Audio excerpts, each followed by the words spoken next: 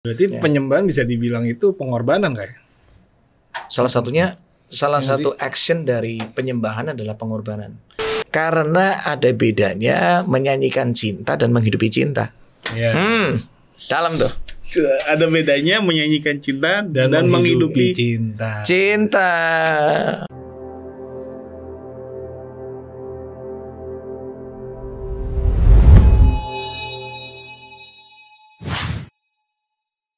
Kak Franky Kuncoro. Mantap. Welcome to Millennial Baper, Kakak. Mantap. Apa milenium? Millennial Millennial Baper. Berarti saya termasuk yang baper. Baper kan? Bukan milenialnya aja. Oh, Bapernya juga. Bapernya juga. Karena baper itu bukannya bawa perasaan, Kak. Ini belum tahu nih apa nih. Jadi bapernya itu adalah bawa perubahan. Nah, Gitu. Jadi podcast kita ini ada tiga apa ya? Bisa Tiga dibilang segmen. tuh? Ada 3 segmen. Siap. Yaitu yang pertama adalah Tel-talk. kesaksian. Iya. Lalu yang kedua adalah Tel Talk. Jadi kita ngomongin tentang teologi. Lalu ketiga adalah susahnya jadi Kristen. iya. Susahnya jadi Kristen. Iya. Kenapa kita bilang susah jadi Kristen? Karena Emang susah ya? susah. Karena kita berpikirnya dulu awalnya adalah orang berpikir terima Yesus masuk surga. Padahal ada bayar harga, itu yang dilupain. Iya. Makanya kita bilang susahnya jadi Kristen. pikul salibnya. Ada pikul salibnya. Itulah yang kita bahas dalam. Ya gitulah, Kak. Let's go. Ya, oke. Nah, hari ini kita teman-teman barisan baper, kita mau bahas tentang satu hal yang paling penting dalam kekristenan adalah praise and worship ya, Bill. Iya. PPW. Praise and worship. Praise PPW ya. Iya, praise, Pray, worship. praise, and worship gitu. Nah, mumpung kali ini kita ketemu dengan bukan didatangi tapi kita Legendanya. mendatangi. Iya, mendatangi legenda. Mendatangi legenda nih. Apa namanya, Kak Franky Kuncoro. Nah, kita mau tanya dulu nih sama Kak Franky. Siap. Nih. Apa namanya? Menurut Kak Franky itu PPW itu apa sih? PPW. Iya. Deskripsinya tuh apa sih dari Kak Ini Franky? kan kalau PPW ini kan istilah salah satu denominasi kali ya. Iya kali. PPW itu praise and worship kan. Betul. Iya, kan? Itu kan istilah salah satu denominasi. Kita nggak sebut nama denominasi kan, tapi itu kan istilah. Mendingan kita ngomong sesuatu yang lebih general. Lebih general. Apa worship? Ya, worship aja. Oke, Worship mantap. mewakili semuanya. Penyembahan itu apa? Menyembah itu artinya mengenal yang disembah. Oke. Itu udah paling basic. Iya. Mengenal yang disembah. Kalau mau masuk lebih dalam, menyembah adalah sebuah, ini nih definisi kerennya ya. Penyembahan itu kan diambil dari dua kata. Worship itu diambil dari kata worth and ship. Oke. Artinya gini, sebuah respon ya atas kebesaran, keagungan yang dikerjakan oleh pribadi yang kita sembah, yang melibatkan seluruh keberadaan tubuh, jiwa, dan roh kita. Jadi namanya menyembah itu tuh bisa seseorang dikatakan menyembah sesuatu atau seseorang adalah ketika semua hal yang di dalam hidupnya itu terlibat, ya, memberikan respon yang dalam tanda kutip memberikan respon yang lebay, terlalu, karena dia mengenal sosok Yang disembah. sesuatu yang dihormati, dipercaya, yang bisa dikatakan yang terlalu mempesona seseorang. Nah, itu baru namanya menyembah tuh. Jadi beda sama kagum ya. Oh. Beda. Kagum itu sampai kita kagum sama artis Korea nih. Ya kagum doang, tapi nggak melibatkan sampai seluruh jiwa, tubuh, dan roh kita mau persembahkan buat dia kan. Iya, benar. Berarti penyembahan bisa dibilang itu pengorbanan kayak. Salah satu action dari penyembahan adalah pengorbanan. Kamu kalau cinta banget sama seseorang, karena kamu kenal kebaikannya dia, kamu kenal kehebatannya dia, sampai kamu mau responnya kan akhirnya apa? Kamu mau berkorban, Betul. kamu mau berserah, Betul. kamu mau kasih semua yang terbaik dari hidupmu karena saking kamu kenal dia. Ya makanya kita bisa menyembah sesuatu kalau kita tuh mengenal yang disembah. Berarti relationship. Iya. Karena simpelnya itu. penyembahan tanpa pengenalan nggak mungkin bisa. Worship itu requires relationship, membutuhkan pengenalan. Makanya kita ngomong kan Yohanes 4 22 ya, 22 dikatakan kamu menyembah tapi kamu nggak mengenal yang kamu sembah. Yesus lagi ngomong sama perempuan Samaria. Dan menyembah bukan bicara Alkitab bagus banget, jadi bukan bicara tempat lagi.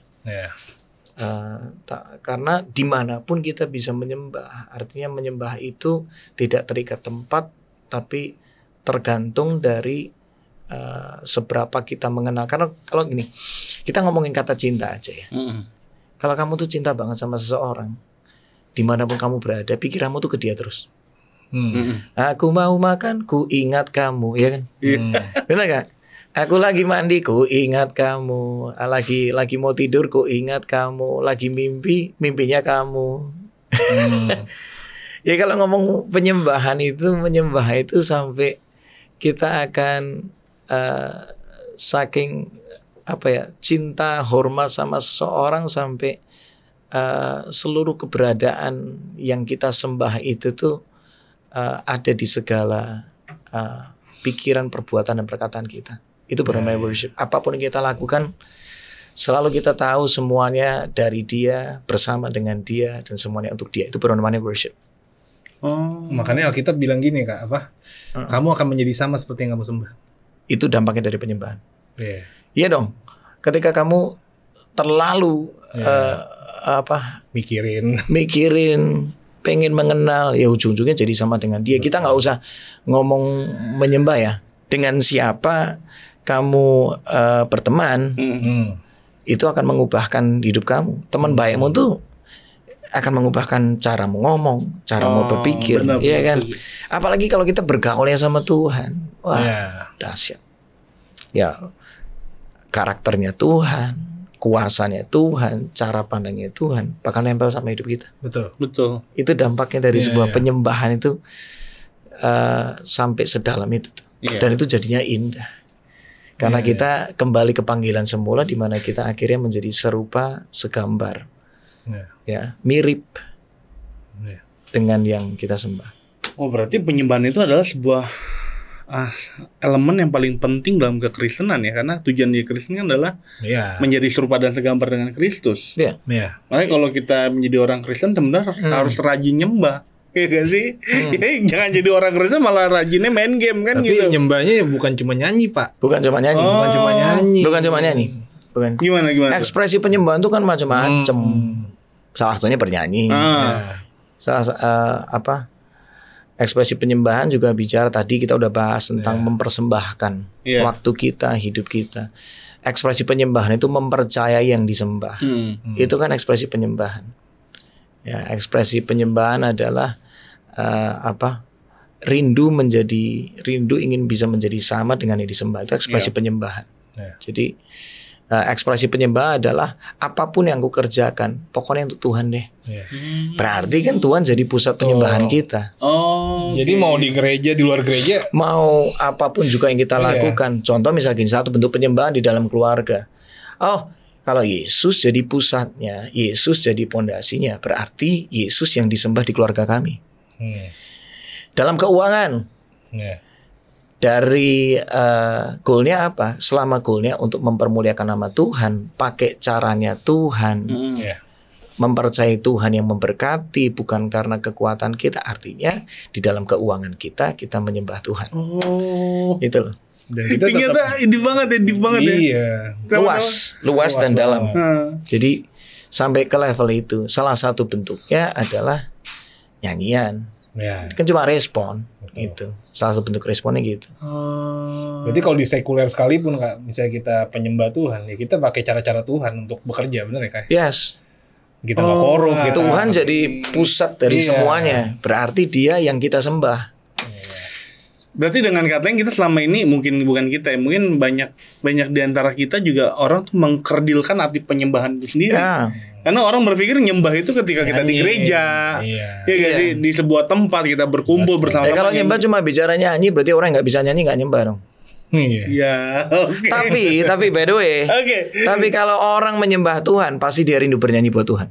Yes. Karena dia merasakan kebaikan Tuhan dan dia pengen nyanyi buat Tuhan. Iya, iya. Itu satu bentuk penghargaan kita.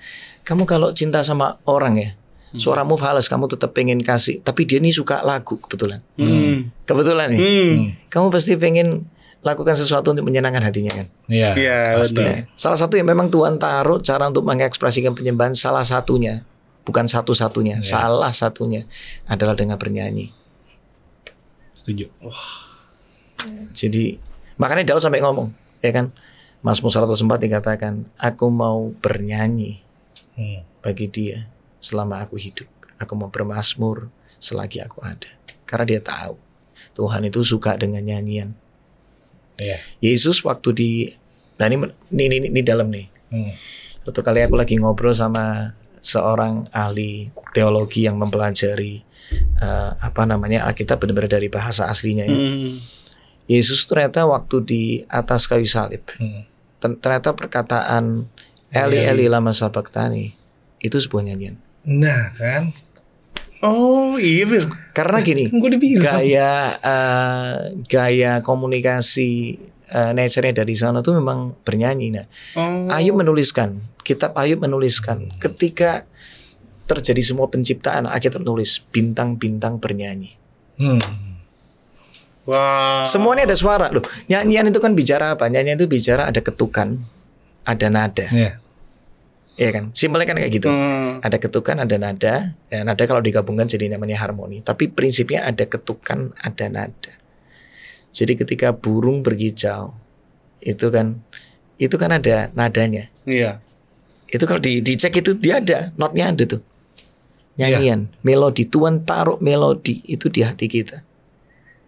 Ya, jadi ketukan itu ada, detak jantung kita tuh ketukan. Makanya ada speednya kan. Bisa naik, bisa turun temponya. Karena musik itu getaran kan kayak. Bintang-bintang bernyanyi, make sense. Ada yang pernah meneliti kan, Louis Giglio meneliti ketika dicek, iya ya. Bintang tuh ketika bergerak, itu kan chord, itu harmoni.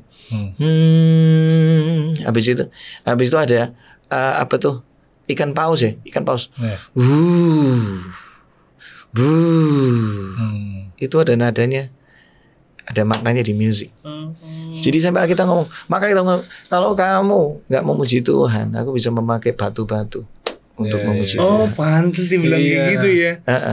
Karena pujian itu kita sama Tuhan, selain kata-kata, nyanyian juga termasuk. Itu merupakan respon, itu komunikasi kita sama Tuhan.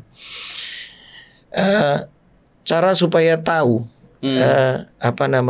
kalau Tuhan itu baik adalah yang merasakan kan orang yang mengalaminya. Betul kan? Betul. Iya kan?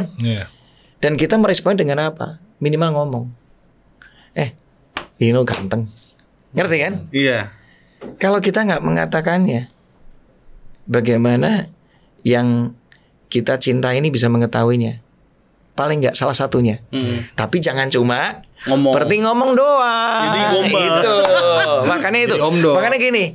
Tadi kita ngomongkan, makanya penyembahan jangan cuma berhenti di kata-kata, bukan cuma berhenti di nyanyian, tapi harus sampai kepada kehidupan. Karena ada bedanya menyanyikan cinta dan menghidupi cinta. Dalam tuh.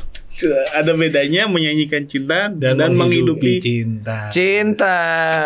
Makan tuh cinta. Lo ada bedanya antara mengatakan janji nikah sama menghidupi pernikahan. Iya, setuju. Benar nggak? Benar. Lo kalau udah menghidupi pernikahan, menghidupi cinta, itu butuh waktu, butuh kedewasaan, butuh pengertian, butuh apresiasi, butuh hadiah. Lihat, butuh di maintain. Makanya ada pepatah bilang nih Kak, action speaks louder than words. Nah itu tuh Action. Yang artinya tindakan kita tuh lebih dari lebih berkata-kata daripada banyak kata-kata. Betul. Tadi yang tertarik adalah yang tadi kan Kakak bilang bahwa yang ketika Yesus ngomong Eleli masa tadi itu sebuah nyanyian. Karena dari Mazmur itu. Karena memang nature-nya orang Yahudi itu bernyanyi. Jadi bukan Tuhan ninggalin Yesus. Bukan. Wah, Karena kalau kita bahas jadi dalam ya. Jadi coba karena udah ratusan tahun orang Iya. percayanya. Tapi enggak dari menurut aku waktu itu kayak kesannya kayak keterbatasan manusianya, Iya. tubuh jasmaninya Yesus yang membuat dia serasa kayak ditinggalkan. Tapi itu sebenarnya bagusnya itu mewakili keberadaan manusia. Kalau kita ngomong ini rada outset dikit ya. Iya, iya, oke, oke. Enggak apa-apa. nyambung kok ini. Nyambung kok. Menunjukkan bahwa Yesus pun merasakannya. Dia merasa kayak ditinggalkan. Tapi sebenarnya Tuhan nggak meninggalkan. Wah, itu ada. Ini satu khotbah menarik lagi. Kesannya Yesus ditinggalkan. Satu sisi mewakili ungkapan manusia. Tapi satu sisi karena Yesus kesannya ditinggalkan supaya manusia diselamatkan. Dosa yang ada di dalam diri Yesus membuat yang harus ditanggung dia di atas kayu salib itu membuat Tuhan nggak bisa dekat di momen itu, karena itu momen di mana semua dosa seluruh dunia ditanggung di atas kayu salib. Allah yang maha kudus, Tuhan yang maha kudus, nggak bisa bersatu dengan dosa, Iya. nggak bisa bersatu dengan kenajisan, nggak bisa. Makanya kesannya kayak Yesus ditinggalkan, sementara Yesus sedang menanggung satu hal yang sangat berat dalam hidupnya karena dia menanggung semua dosa manusia.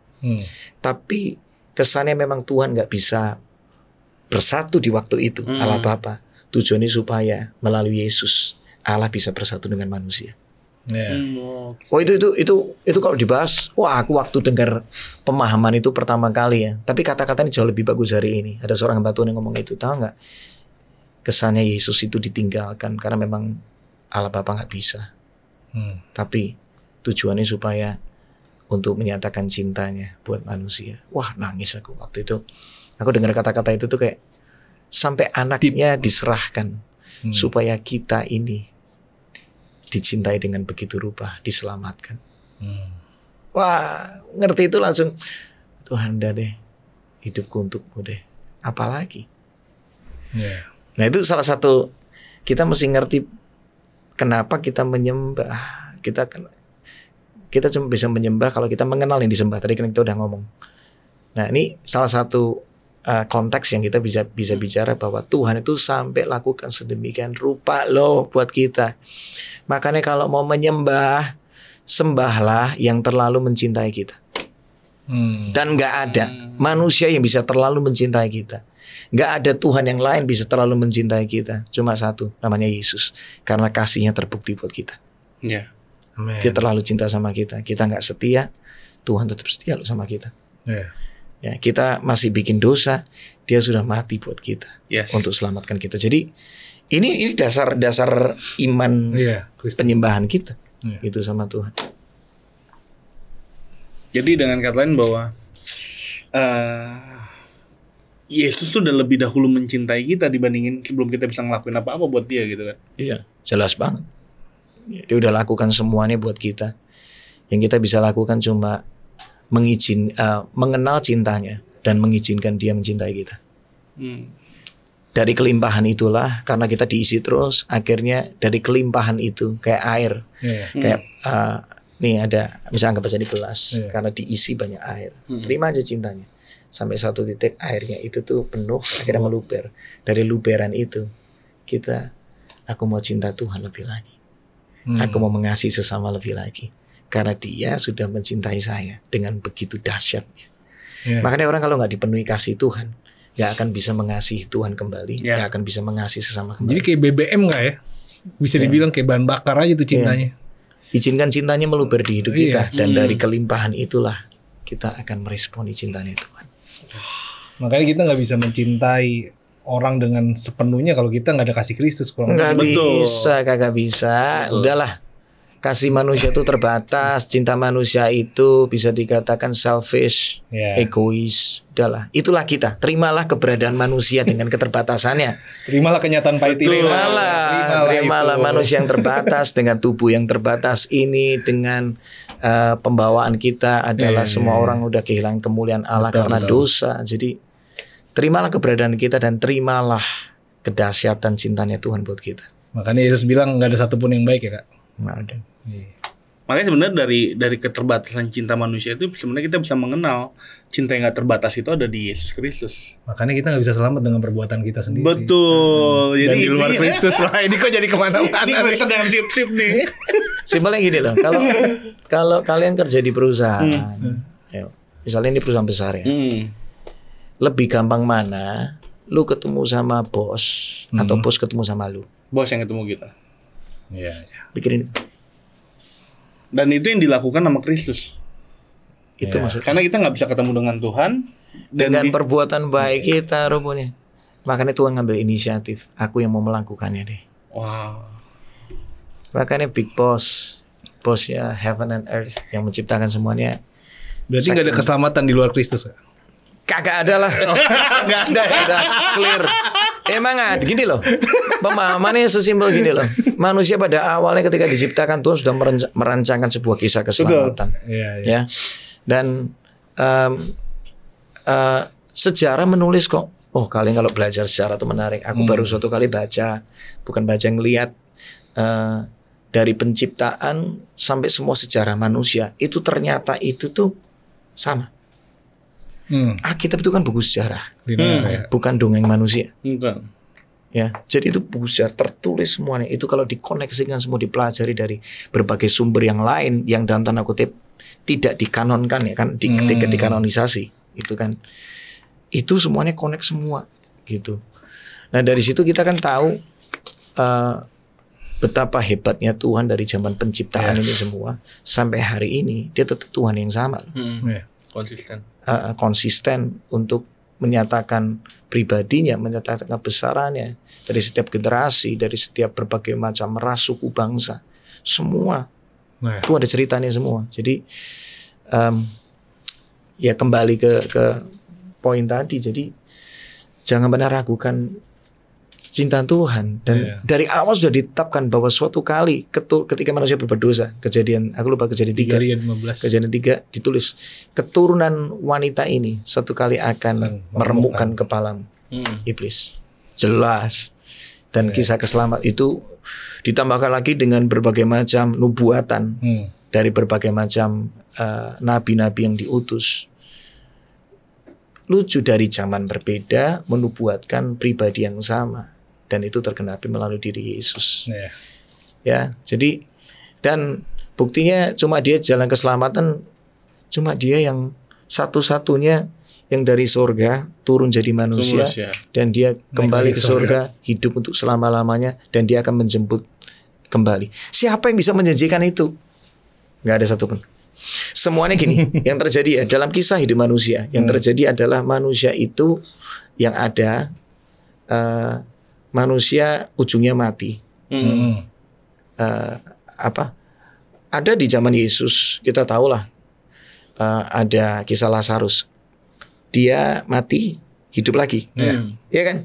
Tapi setelah itu Lazarus kenapa? Mati lagi lah namanya. Ngerti kan? Manusiawi. Tapi kalau ini enggak, dia yang ngomong tentang hari kematiannya, dan dia ngomong tentang hari kebangkitannya. Dia sendiri. Dan dia correctly setiap kata yang dia ucapkan kepada murid-muridnya itu jelas. 5 kali kalau salah, 4-5 kali dia memberitahukan, tapi yang komplit itu 3 kali. Kalau aku baca di Alkitab ya. Jadi dan dia cuma satu-satunya Tuhan yang bisa menyelamatkan. Ya ginilah, yang dari surga yang bisa membawa manusia ke surga. Yes, setuju. Simpelnya gitu aja. Kenapa terbukti dari surga? Kalau mau dibahas di sini nggak ada habisnya. Kayak segmen sendiri deh. Segmen sendiri boleh. Itu. Teotol. Tapi dapat jadwalnya panjang lagi nih. Kayak tahun depan nih baru bisa nih. Nah, ini Kak nih, kan biasanya anak-anak milenial tuh identik dengan suka galau. Punya masalah keluarga dan segala rupanya. Biasanya tuh hatinya tuh amburadul lah gitu loh. Nah, gimana dengan kondisi gitu kita bisa nyembah Kak? Sedangkan pasti kita akan fokusnya tuh ke masalahnya. Gitu. Misalnya ada yang baru diputusin atau baru di ghosting misalkan gitu kan. Oke, pikiran pasti kan aduh pahit banget nih gitu. Malah pikirnya bagaimana gue bisa balas, bagaimana gue bisa lewatin ini dan segala rupa. Nah, gimana dengan kondisi gitu kita yang diciptakan untuk menyembah bisa menyembah? Kalau aku prinsipnya gini.